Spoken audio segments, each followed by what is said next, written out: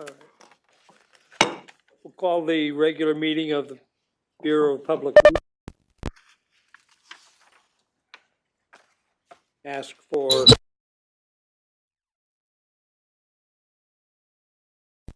I'm here.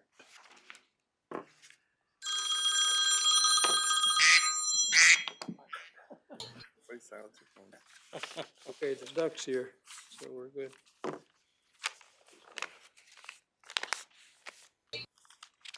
Sound okay now? Yes.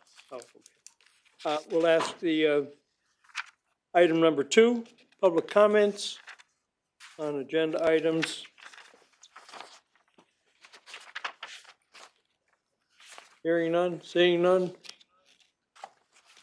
We'll move on to item number 3, the approval of meeting minutes from the previous meeting, August 30th. We need a motion and a second. So moved. Second. Thank you. All in favor? Aye. Aye. Aye. Opposition? Again? All in favor? Thank you. Item. Aye. I don't know if that was a late aye. All right, item number 4. Moving along. Item number 4, consideration of potential action regarding the district water user charge rate and other sewer charges. I don't know if we have a finance person to talk Bob. about that a bit? Yes, thank you, Okay, Bob. great. Bob Thanks, Barron. Bob. So Public Works meeting, we're dealing with the district sewer user charge rates and other rates. You'll see 2 pages of fees, and you'll notice that the majority of them didn't change at all. There are 3 that are highlighted in red.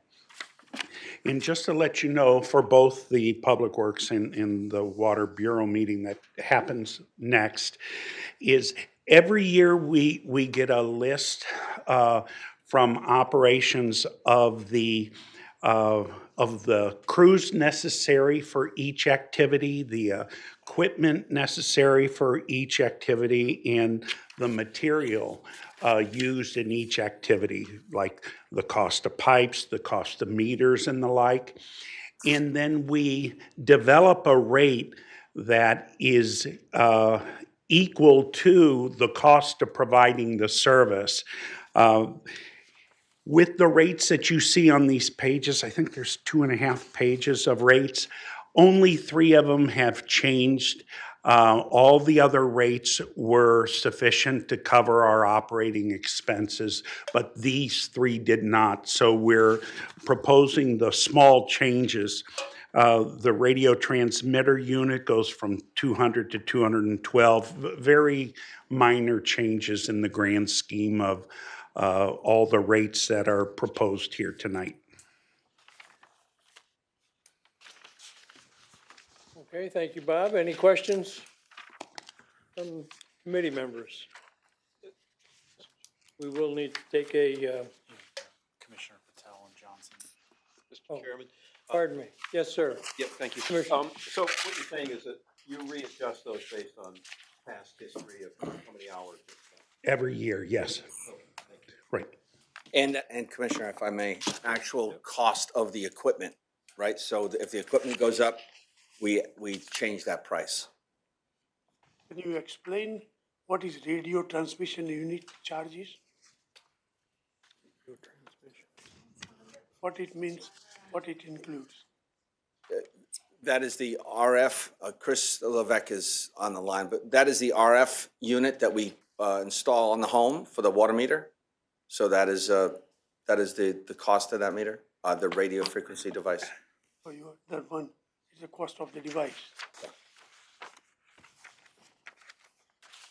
Further questions?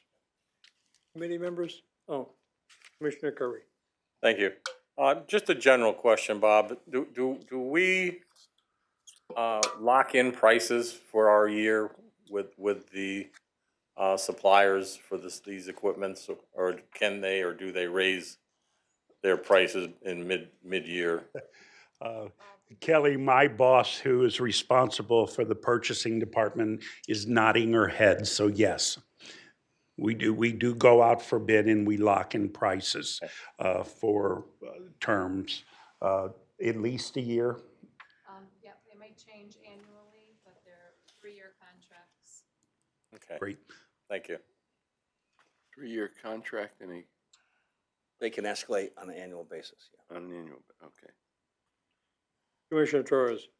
Yes, on those three changes, they seem to be kind of minute changes, but do you know, or we have an idea when was the last time that these rates, these three particular rates had gone up? You know, I did not bring that with me. We only have the 2-year history in the document, but it's certainly something we track for all of our rates. So if you would like that, I can make that available through John Myrtle after the meeting. We'll send an email out and let you know the history of those. Just kind three. of get a feeling for when these things are actually changing. Sure, Because will do. Some may be changing more often than others, some don't, you know. Sure. We have it all. I'll package it up tomorrow and we'll make sure it gets out in an email to you. Thank you. Further questions? Can we have a motion to? Commissioner Stu. Yes, one further question, if I may, just the administrative. Thank you. The administrative review for sewer services fee, the proposed increase there is more than 10%. I wonder if you could just elaborate on what some of the cost drivers are there. Let me turn to the page. Sorry about that.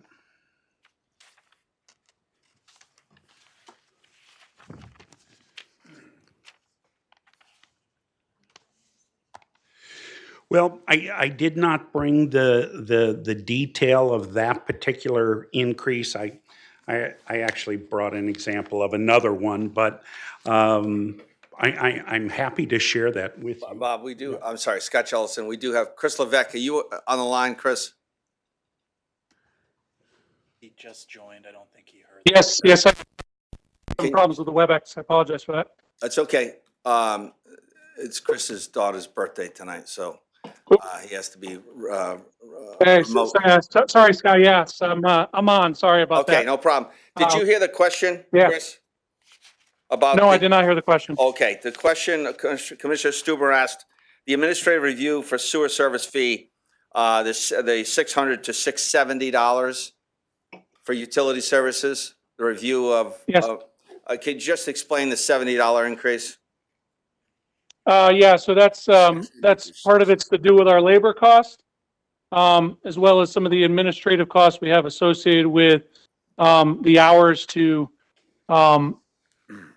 administer the process. So it could be bringing in a hydrant through our developer project, so building out all the equipment records associated with that. But we're also spending a lot more time on reviewing availability and capacity analysis for new developments, ensuring we have the right capacity in our combined sewer system if we have discharges for stormwater requests. So those are typically what we're doing. We also spend a lot of time on reviewing and back and forth specifically with fire service requests. So making sure we have adequate supply and also providing review comments to make sure that the developer of that site puts in the right equipment to ensure that they have proper fire protection. So we work closely with the fire marshal. So essentially increase labor costs of ours through our rate increases with the unions, and then also the added time to actually facilitate those reviews. Hope that helps. And if I may, Please. through you, Mr. Chairman, Scott Jellison again. Chris mentioned this, and I'm going to be talking about this later on tonight. As Chris mentioned, we are putting more effort into making sure we, in a lot of cases for larger developments, we're actually hiring CDM to do hydraulic analysis to make sure that that we're not, when we're approving a development, our standard, the state industry standard is DOT's 10-year storm. So we're making sure that we're in compliance with that 10-year storm and we're not impacting upstream or downstream any local businesses, residents, and more importantly, affecting the CSO structure in Hartford specifically. So we're putting, there's more effort into that, so thank you, Chris. No problem. Thank you.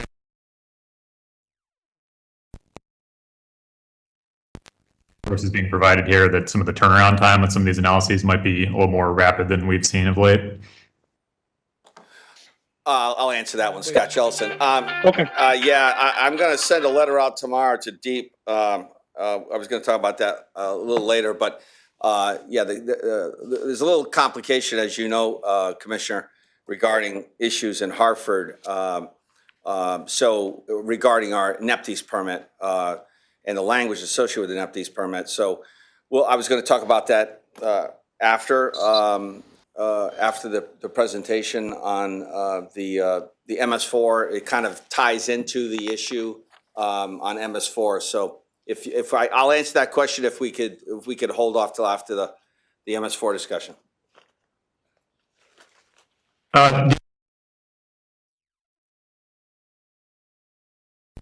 The increase here, I think it's sensible for us to try to cover our costs. It would go down a little bit easier, perhaps, if I felt that we were the overall process here of examining new development requests was a little bit smoother and from a developer's perspective. But as Mr. Jellison indicated, I mean, there's been much discussion on this lately, so look forward to more talk on that later on today.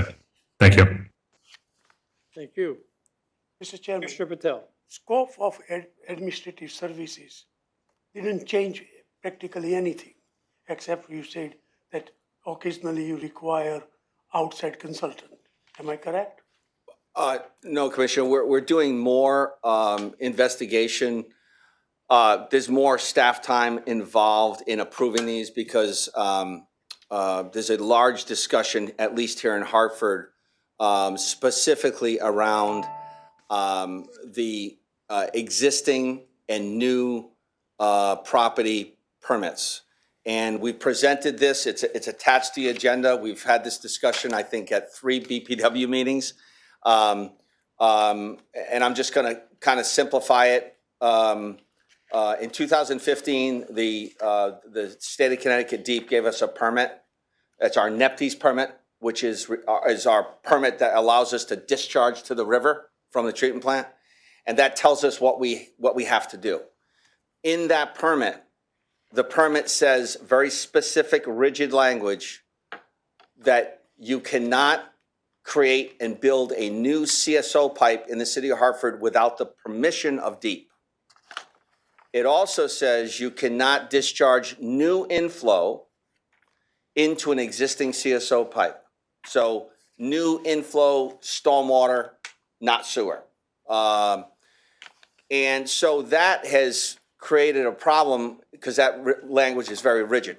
We have had our draft NEPDES permit in the possession of DEEP staff since December of 2020.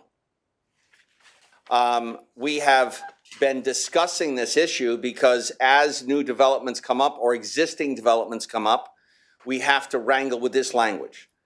In lots of discussions with DEEP, this is what Commissioner Stuber is referring to. Lots of discussion with DEEP in the city of Hartford. We keep coming back to this NEPDES permit language, which we have to comply with. Our board approved the language and created a stormwater sewer ordinance, which was required by the NEPDES permit in December of 2021, which adopted the exact language. No new stormwater in an existing CSO pipe, period.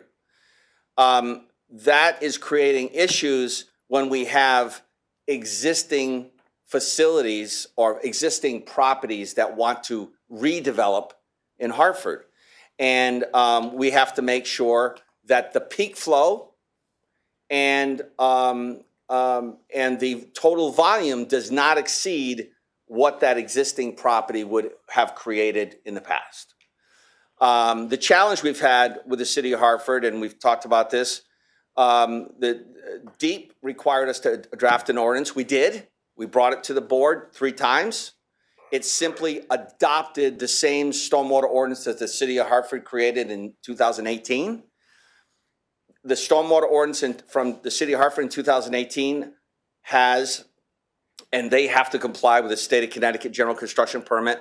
They have to comply with MS4 permitting water quality, DOT standard. Every municipality in the state follows the same stormwater on-site storage for a 100-year storm. It tells you have to do X. And you can't exceed these peaks, and you can't exceed these volumes. And if you do, you have to build on-site retention for that development. The city of Hartford has taken a position, and I have commissioners here that you're aware. The city of Hartford told you and told me that they repealed that ordinance. That's not true. Our district council confirmed that. The state of Connecticut confirmed that. They did not repeal it.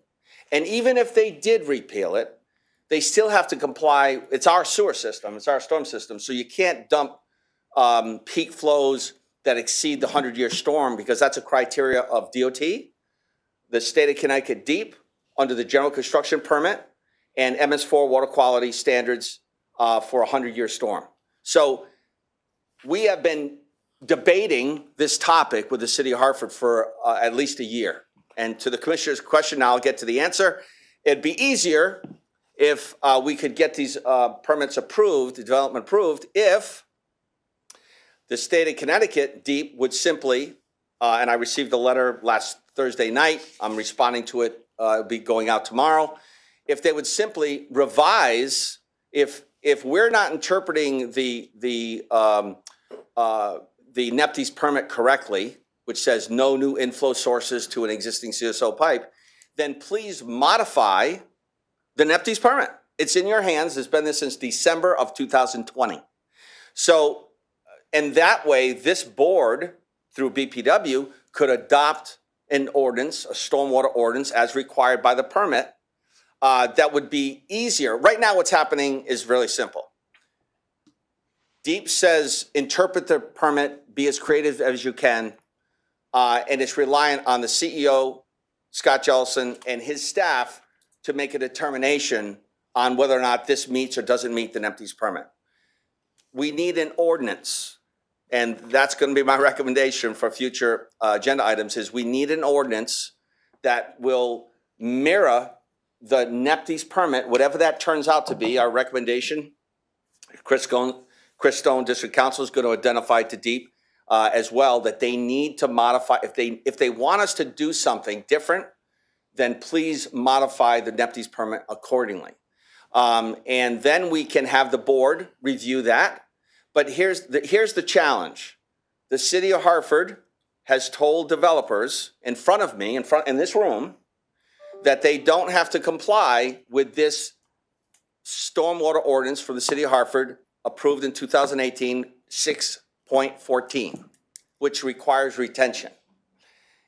If they don't comply with that, it's very difficult for me to negotiate with a developer on a permit when they feel that they don't have to install this infrastructure on their property, and that the MDC, the only recourse is the MDC, and all of our towns have to pay to increase the capacity of a storm pipe, sewer pipe, CSO pipe, to accommodate the development.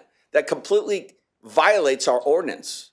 We do not and will not allow by ordinance a developer for the sole purpose of that development. We cannot allow the MDC ratepayers to pay for that service. So that's the challenge. And if the board so chooses to do that in Hartford, then that's fine. But right now, our ordinances don't allow us to do that. Mr. Chairman, Yes, go right ahead. in the city of Hartford, as he repeated in the past also, that MDC is sewer and stormwater both combined, Right. right? So if third parties, the state, came up with some Kakamani requirement, what have we done working with the city, jointly propose something so they can amend it? And how are we arguing about that particular position? We did draft, as the recommendations from DEEP, we did draft a draft sewer ordinance, which was presented here. It's attached. We talked about it at 3 different BPW meetings. We proposed it to DEEP. The challenge is the practical one. The challenge is we simply adopted the city ordinance, which is commonplace amongst every municipality here. Every municipality follows that same standard. And so we're simply saying we will follow the same sewer stormwater ordinance that the city of Hartford is following and everybody else is following. The city of Hartford is saying we're not enforcing it. And so our developers are telling us we're not going to put on-site, Bushnell South is an example. We're not going to put on-site storage in the development because the city of Hartford says we don't have to. So there's a stalemate. That's the problem. Mr. Chairman, Go ahead. it has happened in Hartford over the years that somehow development department became drivers of what was supposed to be engineering department's job. So without consulting engineers, they adopted whatever the standard every other town has developed for their stormwater. City should not have done, could not have done, and I think somewhere somebody should have cautioned them, and someone, in my opinion, could be us, that you can't do this because you are stupid. Because land area, etc., which you are talking about, past 120 years of history, you can't apply the same thing.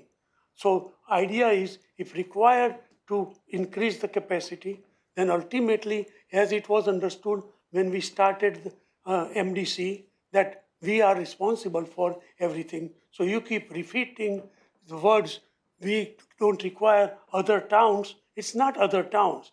It is MDC's responsibility to do it. And somehow between MDC and city, certain acts are committed which are not appropriate. So I think it should be corrected, and it should be corrected with our help. Thank you.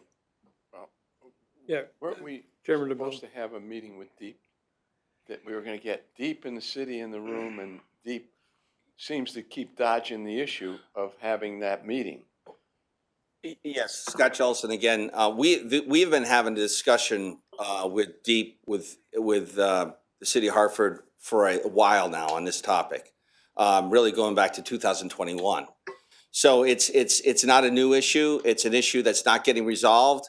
And we need, to your point, Commissioner, Commissioner Patel, if the MDC board so chooses to expand the sewer system, CSO system in Hartford for development purposes, it makes my job easier. So alls I need is an ordinance that says I can do that, because right now I have an ordinance, and I think Chris Stone would agree with me, District Council, that that's not what our ordinances say. And because remember what happened in the last 4 months. The one thing that we were trying to do is to not impact adversely the poorest community within our 8-member towns, which is Hartford. So think about expanding the storm system. This is a policy decision. This is not an engineering decision. But it's being left to me and my engineers to make this decision because we don't have a policy. But to allow development, and we're not anti-development. I'm not an anti-development CEO. I've never been anti-development, but I also am concerned about surcharging the community which surrounds these developments. But we have to decide, are we going to pay for it or not? And if we pay for it, then the people in Hartford, through ad valorem increases or the clean water surcharge, are going to pay for the expansion of the system to support a specific development. And that's the question for the board. There could be a middle ground in this, basically. Developer and some type of contribution towards that program. We create a funding for that where everybody those guys contribute, and that can be leveraged. And we should propose that to them. Commissioner, I would offer, Scott Jellison again, we have that. It's called the Accessible Sewer Fund. So every time a developer is building and paying us fees for stuff, that goes into that fund, and that is used to help expand and develop the system. This is a policy issue. We need input from DEEP. We need input from ordinance. But right now, just remember, right now, if the town of Newington builds a Home Depot and needs to expand the MDC's sewer system to accommodate that development, the MDC ratepayers do not pay for the expansion of that sewer. The developer does. And that's the way the MDC has operated forever. So what's happening right now is What's wrong with that? nothing. Okay. But what's happening right now, the question is, why are we getting a delay on these developers? Because we're having, the city of Hartford is telling the developers, and I know this because I was in the room when they said it, in this room, that they don't have a stormwater ordinance, and therefore they don't have to comply with on-site peak flow volume increases to the MDC system. And so I got a developer saying, well, I'm not going to do it because the city of Hartford is telling me I don't have to. And I don't have the state of Connecticut, DEEP, telling the city of Hartford they have to install a system to comply with the 100-year storm peak flow and net zero increase in volume. That's a requirement. Who then, in my opinion, should be responsible for resolving this? Who should push for it? The commissioners from the city of Hartford should start proposing it here, or city of Hartford should come to us and propose it? And why can't we solve it 21 to 23, 2 years? So if I may, Scott Jellison again. So I talked to Graham Stevens for an hour after I received the letter. We got it Thursday night. I talked to him first thing Friday morning. What I have said to him, and he thinks it says it here, and it doesn't. He references, as long as an existing facility, existing property complies with the 100-year storm, peak flow and volume, then they should be allowed to connect. We agree 100%.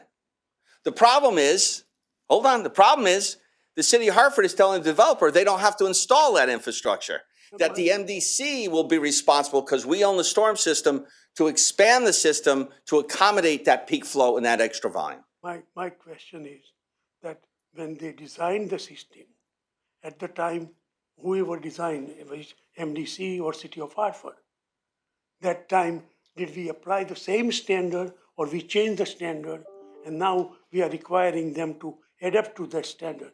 Existing facilities, you can find out maybe number of different plots does not comply with that requirements.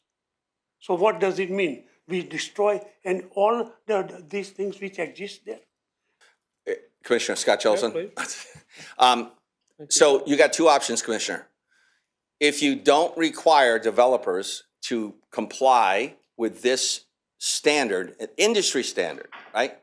Then you're going to surcharge the MDC sewer system, and everybody around that development is going to be impacted. Based on this Bushnell South project, which is where 165 Capitol, the old state office building, which is now taken over by the legislative offices, that large area, we talked about that in the last presentation at BPW. This is that we've already said to the developer, we said, you're okay. Per the 10-year storm, your peak flows are fine. CDM has done the analysis, you're fine. With one exception, which I posed to DEEP, which we have not received an answer. The problem with it is that property is X, I don't even know how big it is. Let's say it's 5 acres, much larger. Let's say it's 5 acres. It's bigger than that, right? But let's say it's 5, maybe it's probably 10 acres. 10 acres of property. So the simple logic, and I get why people understand and think this is, listen, the water hits that property It goes into our sewer system some way, somehow. And so what's the big deal, right? It's already there. It's already accepting of it. What's the problem? Well, we have to analyze the rate in which the water gets into our system.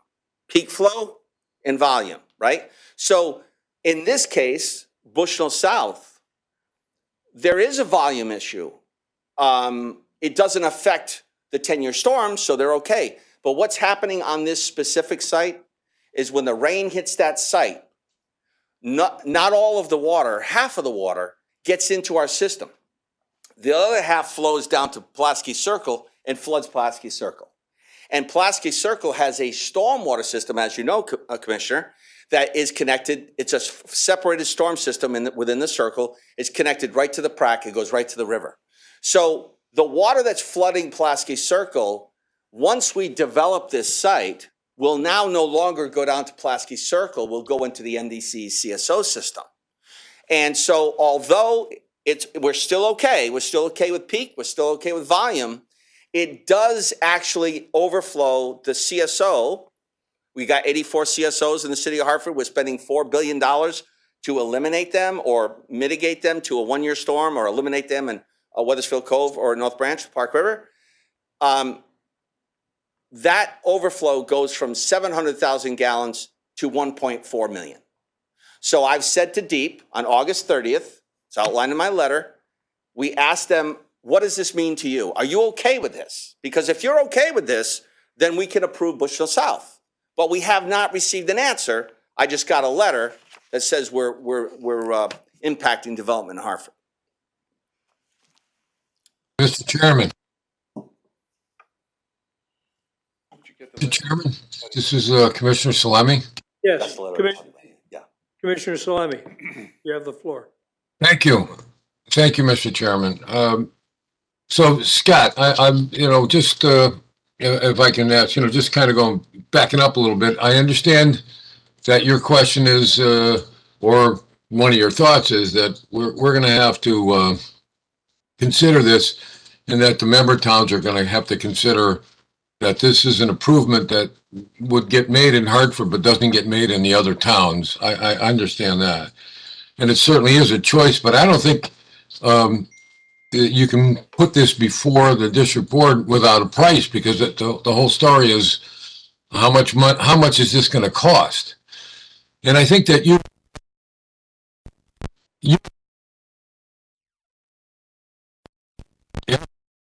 of Hartford, this direct area of Hartford.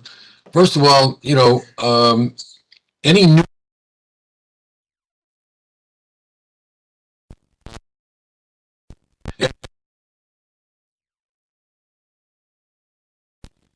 just on the other, it's on Buckingham Street, the other side of the South Bushnell thing. So we've got to continue an issue with DEEP where they haven't paid us for a long time now for that.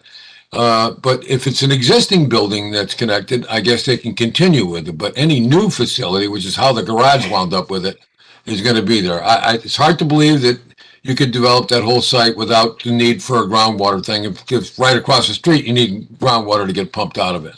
That's one issue. The other is that the Park River Conduit, which is basically down West Street, I don't think it's 1/10 of a mile. It's less than that. And just north of Elm Street is a storm sewer. So I think that somehow somebody's got to consider that this could be actually separate the sewer, and then all we'd be receiving from this project would be sanitary sewer. And I haven't heard anybody say that that's a possibility. I know, and I think it would serve that property, and unless there's some reason when you can't connect it to the Park River Conduit. So anyway, those are my comments, but I think I'd have to know what the cost of this would be, if I were to be considering whether or not we wanted to change the permit. I know in all the member towns, in my town, you're doing a development anywhere near this size. We just had a really big development go forward in East Hartford, and the developer is paying for detention basins. Okay, we have room. There happens to be room in East Hartford, but there's no room on this site, and that's understandable. But I don't believe that consider, having the district pay for this. I think there are other options that have to be explored before we get asked to do that. Thank you, Mr. Chairman. If I may, Please. Mr. Chairman, I'm sorry, I know Commissioner says. Yeah, Commissioner Solomon, to your point, we did offer we reached our hand out in this room on September 14th. Chairman was there. We had too many people here, but we did offer exactly that. What we suggested to the developer and to CRDA and to the city of Hartford and to DOT, we even had DOT here because we're understanding that DOT is going to be doing some kind of a redevelopment on Pulaski Circle. So what we suggested and offered is, listen, if DEEP will allow us to overflow that CSO by double, fine, we're good. However, there's an opportunity, and in all of the language that we get from DEEP, they always suggest try and find some wins where you can take credit for doing something good in the CSO system over here, and then you can, in a sense, violate it over here. Well, this is the opportunity. Bushnell South is the opportunity. So what I said to the developer was, how about this? Instead of you building this retention basin system, and I'm guessing the number could be more, could be less, but let's say it's $1 million. It's probably more. But the long-term maintenance of it is even more than that, right? But what we suggest is, whatever that number is, instead of you guys investing that, and even CRDA mentioned that these retention systems limit the square footage of the footprint of the building because you can't build a building on top of it, right? So what we agreed to discuss was, let's take the money from the developer that he would or she would use to build the retention system underground and build a brand new separated storm pipe that goes directly to the park. And if DOT's project was within our time frame, we could connect to Pulaski Circle. Solves the problem for everybody. Here's the problem. City of Hartford says to the developer, no, we repealed our ordinance. You don't have to put on retention systems. Our ordinance has been repealed, 6.14, and therefore it's the MDC's responsibility to expand the system. And I can't argue with that. I can't argue with that. I don't know what to say, but I can't argue that point when the response is the developer doesn't have to do something which is clearly required, and DEEP has said to me verbally, they say it in the letter, but they don't say it to the city of Hartford, they say it to me, is that you have to comply with a general construction permit, anything over 1 acre, and you have to comply with MS4 water quality permits, the 100-year storm requirements. You have to. So if we had the city of Hartford telling their developer and CRDA telling developer, you must comply with this, then I'd have a developer in front of me that's willing to negotiate. But I don't have a negotiation because they don't feel that they have to do it. So when we get past that, Commissioner, to your point, how are we going to get there? We're going to need DEEP to send a letter to the city of Hartford to say, you must comply with your own ordinance, and you must build retention systems on site to accommodate a 100-year storm. The only thing that we changed in the city's ordinance was we added the 1-year storm criteria to analyze because all of our CSO permits are written around a 1-year storm in most cases. But it doesn't impact the overall issue. But that's what we need. We need DEEP to get involved and make the city understand that has to happen.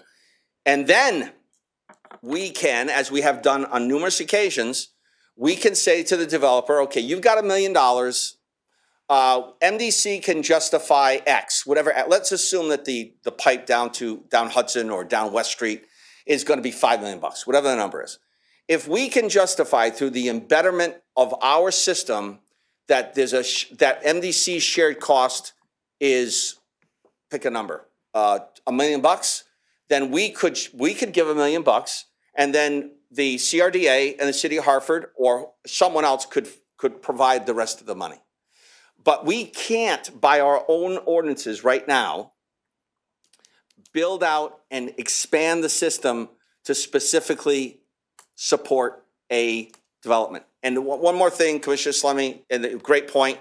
In my letter to the DEEP, there were 2 other permits that were denied. One of them was Trinity College. One of them was the hospital, the Children's Hospital. Again, they're asking, because of their construction depth, they want to do X, they have to do X.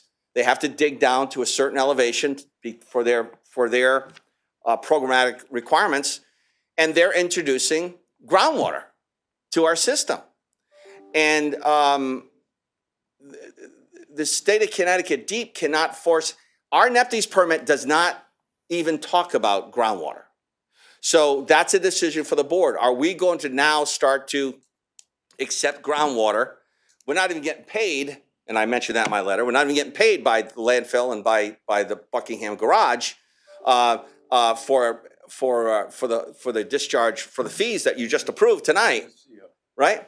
So, but what this is doing is forcing the MDC to react on a case-by-case basis, and 20 years from now, you'll blink, and you'll have another consent order that says you need to build bigger capacity in MDC within the city because people are being surcharged. And so we're just simply trying to say, based on our ordinances, developer needs to pay their share, whatever that is. We're not asking them to pay everything. We're only asking them to pay what is required to serve their specific needs. If the existing system can handle it, then we're good. Let me Mr. try. Chairman, just a quick response. Go ahead, Commissioner Salemi. Thank you. Can you still hear me? Yes, you're on. Yeah, okay, thank you. Yeah, Scott, just a quick response on that. And I think that we're aware, or when the state of Connecticut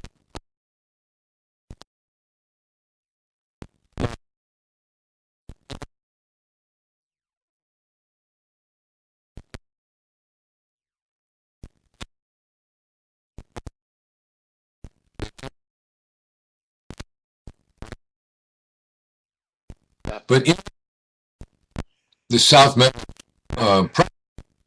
I've saw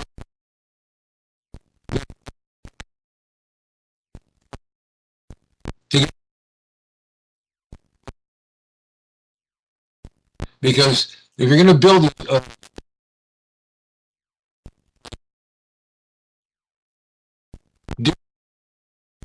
the groundwater, the Buckingham Street garage, and pump it into a storm only, where it could be accepted, and we don't have to accept it in ours. I think the idea of building a storm only, stormwater only system that could handle that sort of block of Washington Street, Buckingham Street, Hudson to at least to Trinity and Washington.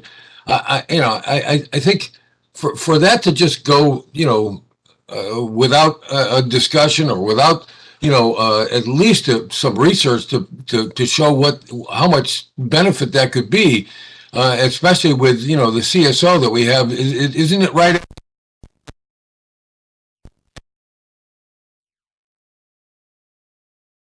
Isn't it?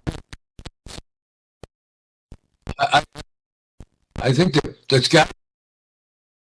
I think that it solves problems for multiple parties. Even DOT with the flooding of Pulaski Circle, it solves problems all the way around. So I think that somebody's got to, point at this and say, well, let's finish the research on this and let's find out how much it really would cost. So, thank you. Mr. Chairman, can we ask commissioners from the city of Hartford to bring appropriate parties together and come up with some resolution on this issue? Let me ask a question first, Commissioner. I have my hand Commissioner up Gale. for a bit. I want to just look at a slightly different project in the city of Hartford so that I can understand this better. And I'm happy to, as a Hartford commissioner, to discussed this with other Hartford commissioners, to your point, but I need to understand it better. So there's an issue on Kenyon Street in Hartford where there was, the property was developed years ago. It was a very large single-family home on the property. And the property, I presume, was connected to the MDC storm sewer system at that time. That property then was torn down and the land was vacant, and now comes a developer who wants to build. Now, you could say that's new development, but truly it's not really new development because there was a house there before. Correct. But my understanding is that this developer trying to build on that piece of property has been told by the MDC that they cannot just connect to the sewer that's right out in front on Kenyon Street. Now, this, we have multiple properties in Hartford where you have a house, the house burned down, it's now a vacant lot, and somebody else is going to come and build. When that somebody else comes and builds, like this property on Kenyon Street, it would certainly seem logical. I think most developers would assume, and most city representatives would assume, that the developer could just simply connect to the sewer because that property had connected to the sewer in the past. As long as you don't exceed. What I'm not understanding is, with respect to Kenyon, they've been told they can't connect to the street and they have to dig across somebody else's private property and traverse hundreds of feet to get to Whitney Street. They obviously don't even have permission to do that because they have to get permission from somebody else. Who knows if they could even do that? But what's the justification? Is it the fact that the system that was built here can no longer accommodate that construction because it's getting water from outside of Hartford? This is what I need to understand. If that combined sewer system in Kenyon Street cannot accommodate this house because it's getting water from West Hartford, that's not a Hartford problem. That's a development problem that's occurred over the last 100 years as the MDC system expanded outside of Hartford, went to West Hartford, et cetera. And if that water coming into Hartford is now causing people in Hartford to be unable to do what they had historically done, it does not seem fair that the Hartford developer should have to pay for that. So I think this is something that Hartford commissioners have to understand. And I want to present that Kenyon Street problem as a very tiny little problem and tell me what the issue is there. Yes. And I'm just going to start, Commissioner, by defining, we have two definitions, right? Existing and new. So existing means you have a piece of property, whether there's a building standing or, but there's a sewer connection. It's had sewer service to that property, right? Therefore, it's existing. The pipe going to the street may not be large enough based on blah, blah, blah. But that property, that existing property, as long as it does not exceed, per the city ordinance, per the state MS4 and general construction permit requirements, the 100-year storm, as long as it doesn't exceed the peak flows that the system can handle, which is historical, and the volume that was generated on that site, the property's fine. A new property is where you might have a grassy knoll or a piece of property that has no sewer connect, never had a sewer to it. So those are the two definitions. Chris Levesque, I might get this mixed up, so I'm gonna have Chris answer the question because we've got a number of different ones like this. Chris, can you answer the question on that Kenyon property? 30, yeah, Scott, I believe it's 31 Kenyon. That's Commissioner, correct. is that the proper? Okay, so just a little background history on this one. It is a vacant lot, fully pervious right now. So as the commissioner mentioned, it was a residential property. I believe it's going to a commercial property now. No, it's we five, did- no, it's five housing units. Oh, sorry. Yeah, multifamily, correct. Yes, sorry, multifamily. So the development came in for a connection permit for sewer, and rightfully so. We are the sewer authority, so and a water permit to connect for the water. Looking at the site plans, it came up to my desk and I looked at it. I was curious at how they were taking care of the storm drainage on this. So I looked at it real quickly. I had the engineers confirm it, but they did have detention set up there, and I think they were an attempt to follow the city's ordinance on that, but no outlet connection to, in the case right on Kenyon Street, which is, it's right at the corner of Farmington Avenue, which does have separated storm there. But the connections were coming out on the Kenyon. So I took a look at it and I said, well, it's great they have a detention, but it would only basically store a 3-month storm. Anything above that 3-month storm would go out into the street and cause street flooding. So I did forward it off to Frank Delarippin and Mike Looney at the city and said, hey, we should take a look at this one. There's just not enough space to store all of that, and then ultimately it's not going to infiltrate into the soils in this area of Hartford. So it did came out there. I did discuss this specific property with our engineers and then brought it forward. Ultimately, similar to other developments, the request was to extend from Farmington Avenue up to Kenyon, not to put storm sewer all the way up Kenyon, but just to bring storm sewer up to the property. So a normal development, even if they had to put a water main up, this would be similar to our normal development permit agreements to discharge that storm water from the site to the dedicated storm system. And that storm water would never enter the combined sewer. So to me, that was the best case scenario. And we even looked at it and discussed it with Scott. Hey, we have future plans, not in obviously this phase of our consent order, but a future phase to be determined.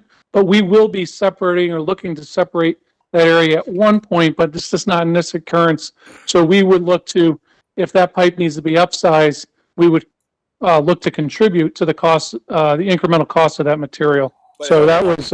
This does not answer my question. Hang on a second. Let me just rephrase the question because I'm hearing a lot of repetitive stuff, and I want to just focus in on my question. With all due respect, Chris, what I want to know is whether this property, there are. You go up Kenyon Street. There's 60 houses on Kenyon Street. They're all connected to the sewer. So all I want to know is why this property cannot connect to the sewer directly in front when every other property on this street is connected. Are you telling me that if any house on Kenyon Street was burned down and somebody was going to rebuild the house on Kenyon Street, that they would have to connect their sewer all the way down to Farmington Avenue? Chris, Scott Jolson, if I may, Chris, on the analysis on this property, apologize for not having the details on this one, but on this property, was the volume was there a volume increase and peak flow increase on this property, given the fact that we're 5 units? There had to be. Yeah, so the site, and I believe they started, but obviously the house was torn down. Previously, the site was pervious too, so it had the ability to basically infiltrate any stormwater onto the site. The site is essentially, as designed, was 100% impervious, so all that stormwater had to go somewhere now. Most of it at some point or at some level of storm, at least the first hour, is probably being infiltrated into the soils, just like all the homes north of that have grass, lawns, and pervious areas with that. So we took all those factors in there and said, well, this is an increase in volume of stormwater, and rightfully so. There was probably some stormwater, whether it be at the driveway from that previous residential property that was getting out into the street. But that was definitely a substantial increase in volume of stormwater And they. that was and going to Chris- be flowing from the site. Chris, just to clarify, and they could not accommodate the peak flow, the additional volume peak flow with retention because of the size of the site? That's correct. And so, given those two factors, Commissioner, the answer is, that this is the city's ordinance, not, I don't want to know Okay, about the city's okay. ordinance, Scott. What I want I to just- understand. yes. What I want to understand is if the footprint of that building and if the roof of that building is no greater than the roof of a large building up the street on Kenyon Street, if it's no greater surface area, you got the same amount of rain that's always fallen there, and those places were built, they were connected. This is not new development, this is existing development. I'm trying to understand whether this is going to be a problem everywhere in the city of Hartford when we redevelop, because this does extend to Capitol, to South Bushnell. Yep. And on South Bushnell, we don't even have the issue that Chris mentioned where here and it's not, by the way, this site, as I've seen it, is not fully impervious. There is grass still there. There will be groundwater still there. But when you get down to talking about South Bushnell, all of those properties were completely built. There was no grass there 50 years ago. They were all connected. So you're not going to be able to even make that argument with South Bushnell. What I'm trying to understand is, are they unable to connect because of water coming into the system from West Hartford or other surrounding towns? That's the question. Commissioner, the answer to your question is that in analyzing this site and the development that was proposed to us, that the peak flow there was additional, you can be existing, but per the letter, which you'll get tomorrow from the city of Hartford, from the state of Connecticut, is as long as peak flow and volume doesn't change, and it's an existing facility, you can connect. We agree. But as soon as it's an existing facility and it exceeds the peak flow and the volume from the existing site, that's when we have a challenge. So it's What's not the challenge, Scott? the Is challenge. the water going to back up? Is there too much Yes. water in the system? Why is there too much water in the system? The challenge, Commissioner, is I agree with everything you're saying about West Hartford and Newington and Weathersfield. I don't specifically, and I'm not going to answer whether or not West Hartford's affecting this specific street. I answered in the question. Well, but the point is, if in general that's the problem. It's not, I Commissioner. understand, but if that's generally the problem. It's not. Then Hartford has the right to say that the outlying towns have to pay for some of these types of problems. I agree. As long If as we always could connect to our sewer system and now we can't connect to our sewer system, if I'm going to sit and talk with other Hartford commissioners, we've got to be able to say, well, wait a minute. This is our sewer system. We can connect to it. It's not our problem that there's too much water in this system now. Commissioner, I agree with you, except for one thing.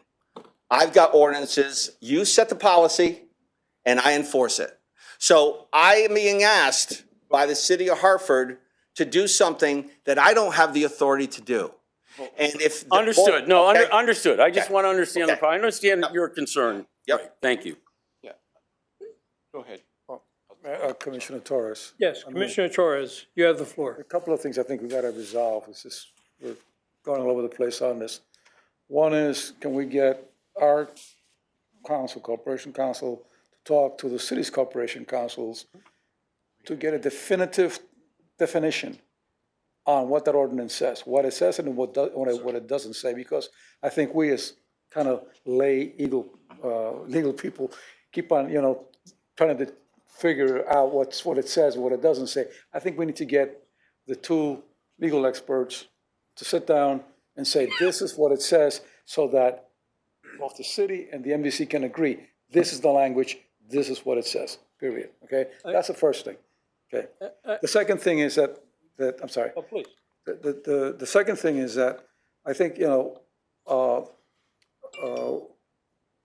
what Commissioner Gale, I think, is alluding to here is that the issue of, grandfathering properties.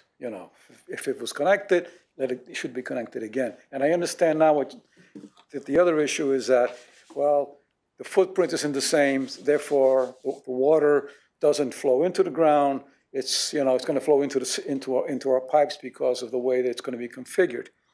But then the other issue is that what we're saying is that we have development which is also taking place outside of Hartford over the years.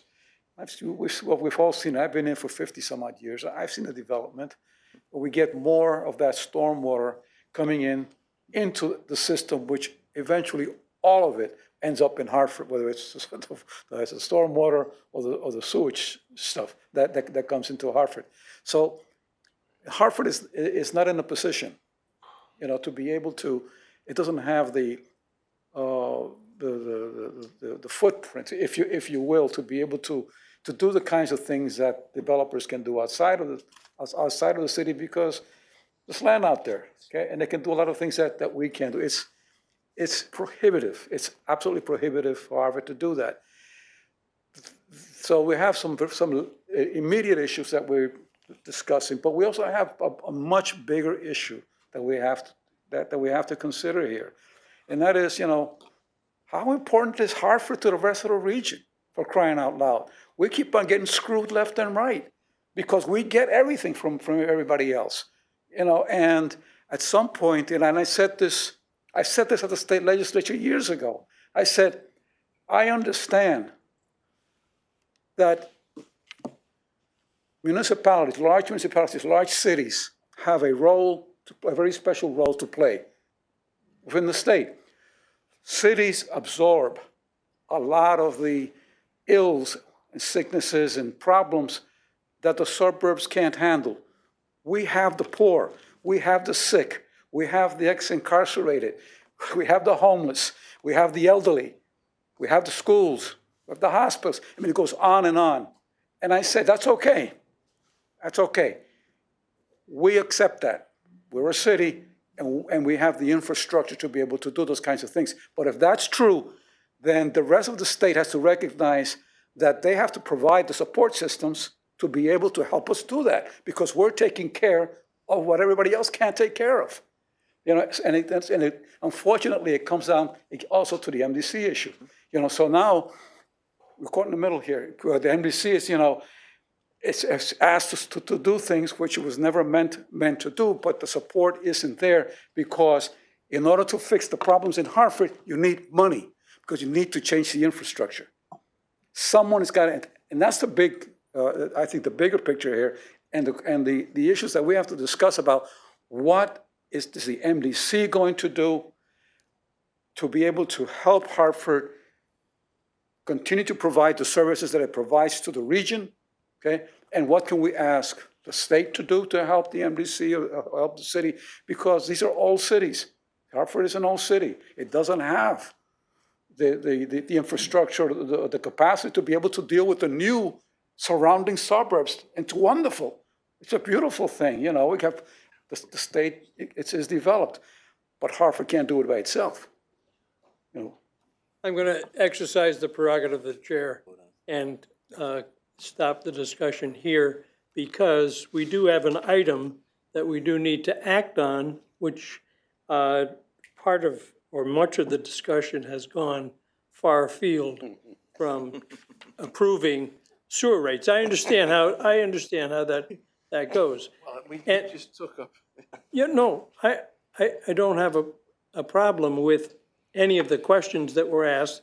We do try to be sure that the commissioner's questions were answered. I believe by this time, Commissioner Patel's original question and part of Commissioner Gale's question has been answered. And if we need to address this at a subsequent meeting with an agenda item to those points, we'll do that.